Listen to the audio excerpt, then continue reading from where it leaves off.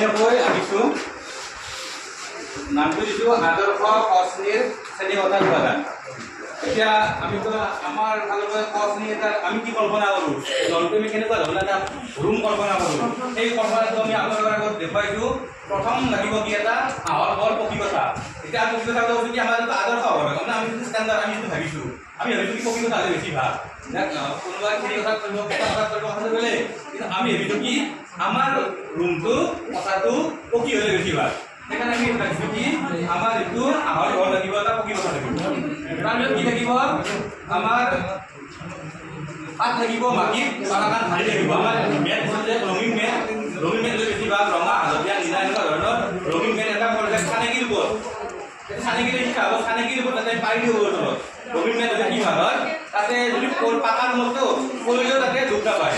মেটটো অলপমান স্পঞ্চৰ যদি হয়, গম পাই আপোনালোকে বিদ্যালয় আছেই কিছুমানে বিদ্যালয় পুৰণা হৈছে, আমাৰ পুৰণা হৈ গৈছে, যিয়ে নহওক ৰঙীন হ'লে বেছি ভাল হয়, আকৰ্ষণীয় হয়, আকৰ্ষণটো বাঢ়ে। সেইবিলাক লাগিব আমাৰ ৰঙীন মেট লাগিব, ৰঙীন ধাৰি বুলি কৈছোঁ আমি, ৰঙীন ধাৰি লাগিব। তাৰপিছত লাগিব আমাৰ কি লাগিব ৰেম্পৰ ব্যৱস্থা লাগিব। আমাৰ ৰুমটো যাতে আমাৰ CWA আছে মানে শাৰীৰিকভাৱে যিটো আমাৰ কম তেখেতসকলে যে আহিব পাৰে ভালদৰে, তাৰ কাৰণে আমাৰ ৰেম্পৰ ব্যৱস্থা এটা হ'লে বেছি ভাল হয়, সেইটো আমি ভাবিছোঁ। ৰেম্প এটা আমাক লাগে।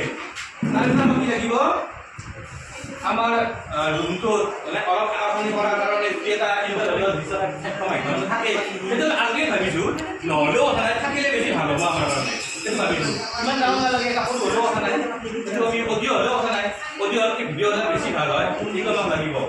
তাৰপিছত লাগিব আমাক বেৰত কিছুমান বস্তু লাগিব। বেৰত আমি ভাবিছোঁ কি যে ইংৰাজী বৰ্ণমালা, অসমীয়া ইংৰাজী অসমীয়া বৰ্ণমালা তালিকাখন লাগিব। তাৰপিছত কি লাগিব আপোনাৰ ফল ফুল চৰাই জীৱ জন্তু চৰাই আদি ছবিৰ সৈতে নাম লাগিব আৰু ছবিও লাগিব, সেই বেৰত ওলমাই থ'ব লাগিব।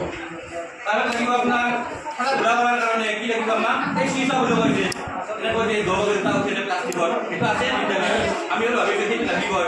তাৰোপৰি এটা কি লাগিব সৰু সৰু শ্লাইডাৰ পাই, গম পাই আপোনালোকে শ্লাইডাৰ সৰু ঠিক প্লাষ্টিকৰ, টিঙৰ নহয় প্লাষ্টিকৰ শ্লাইডাৰ, ৰুমৰ ভিতৰত থ'ব পাৰি, সেইটো বাহিৰত থ'ব নালাগে, ৰুমত থ'ব পাৰি। এই শ্লাইডাৰ হ'লে বেছি ভাল হয়, অলপ ৰঙীন হ'ব লাগিব, কিন্তু ৰঙীন হ'লে বেছি ভাল।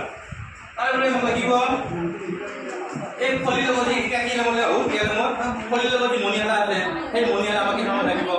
আৰু কি লাগিব বেৰত ছবিৰ দ্বাৰা আমি সাধু বা এটা কাহিনী চিত্ৰ দিওঁ, আমি বেৰত আঁকি দিওঁ, সেই লাগিব কাহিনী চিত্ৰ লাগিব, শাক পাচলিৰ ছবি লাগিব।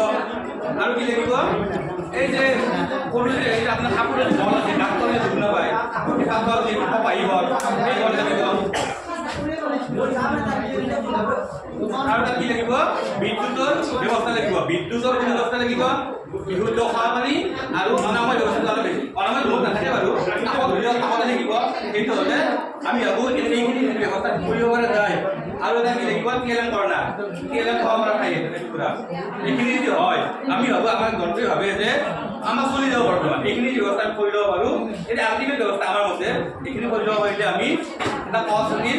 তাৰোপৰি এটা এক্সট্ৰা এটা পইচা লাগিব, কিন্তু বেলেগ কথা এই ৰুমটো খাই কৈছোঁ আমি, এই ৰুমটো যদি এনেকুৱা হয় আমি চলাই নিব পাৰিম।